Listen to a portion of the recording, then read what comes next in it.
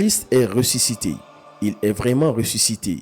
Dans les églises, la ferveur est totale. Et dans les rangs, un visage s'impose, celui des jeunes. À la cathédrale Notre-Dame des Apôtres de Ngaoundéré et comme dans les autres paroisses du Cameroun, la foi change de génération et de ton. Ici, on ne croit plus par habitude, on croit par conviction. Aujourd'hui, les jeunes sont plus appelés à renouveler leur foi parce que nous avons un monde en proie à la violence, en proie à la dérive.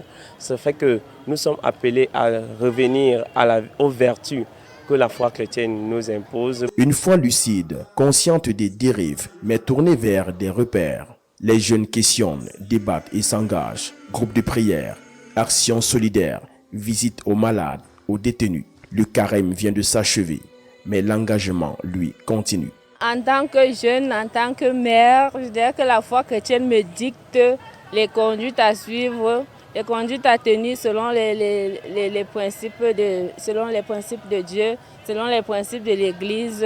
Et cette foi se vit aussi dans les sacrements.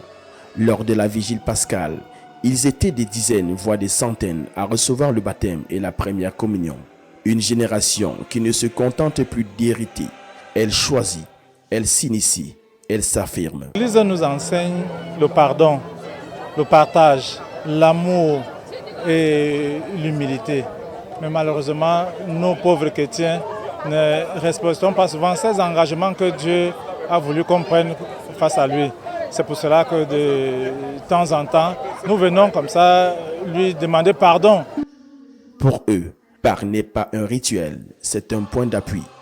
Dans un quotidien marqué par le chômage, les tensions sociales, les incertitudes, la résurrection devient un moteur. La foi, c'est l'essence même de ma vie parce que, en réalité, pour vivre dans notre monde aujourd'hui, il faut croire et il faut croire en Dieu. Et ce jour de résurrection, c'est la manifestation de notre foi.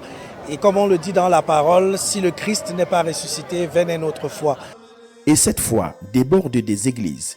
Elle se transforme en action. Initiative locale, médiation sociale, engagement communautaire. Croire ici, ce n'est pas fuir le monde, c'est y prendre sa place. Dans ce contexte, la venue annoncée du pape Léon XIV prend une dimension particulière.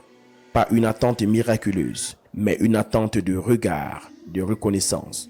Les catholiques représentent près de 40% de la population camerounaise. La foi de cette jeunesse ne se projette plus dans le futur. Elle se vit intensement au présent. Cette foi est incarnée et portée par une jeunesse affirmée et active, capable de redessiner, à sa manière, le paysage religieux.